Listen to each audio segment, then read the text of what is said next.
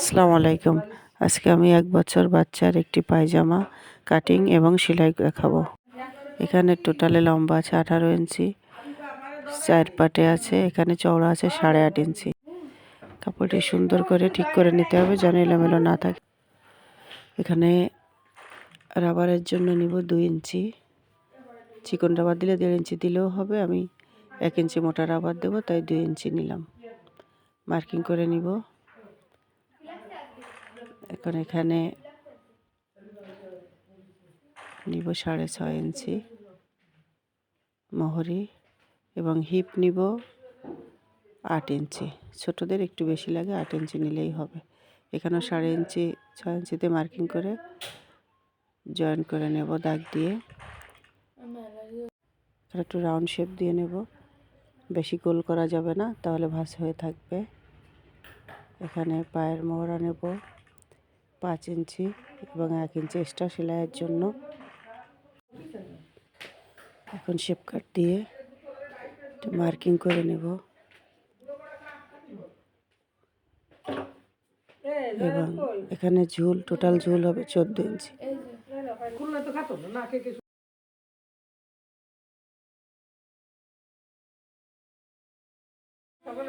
এখানে দাগটা মিলিয়ে নিব। ঝুলের এখানে মোহরা ৫ ইঞ্চি দিব, পায়ের মোহরি এবং শেপ কাট দিয়ে মিলিয়ে নিব এবং নিচেই সেলাই ভাঁজের এখানে একটু এক্সট্রা ১/২ ইঞ্চি একটু এক্সট্রা কাটলে যখন ভাঁজ দিব উপরে কাপড় শর্ট পড়বে না, মিলে যাবে। এখন কাটিং করে নিব।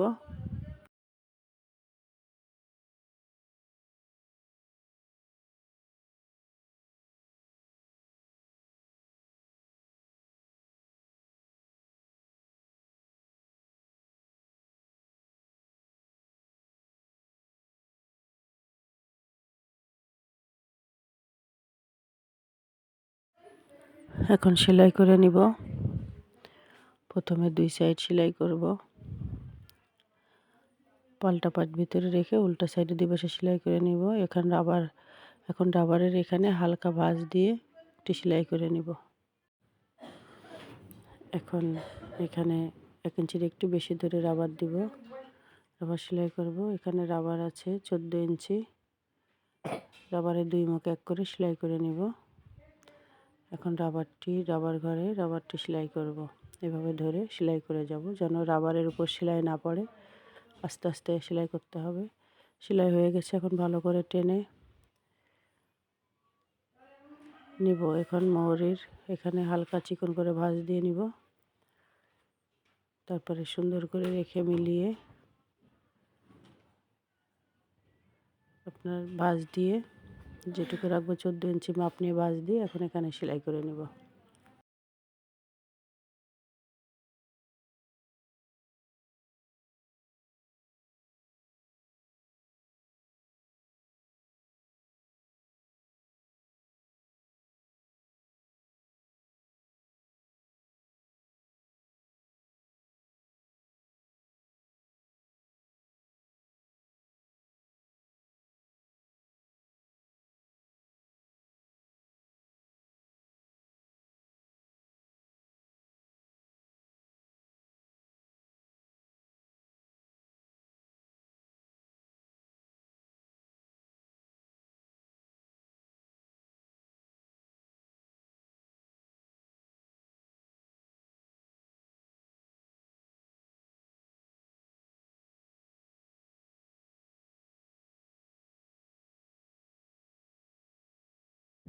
এখন মোহরি ৫ ইঞ্চি ধরে সেলাই করে নিব ২ সাইডে।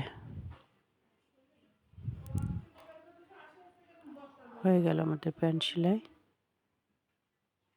ভিডিওটি ভালো লাগলে অবশ্যই সাবস্ক্রাইব করে পাশে থাকার চেষ্টা করবেন। আসসালামু আলাইকুম।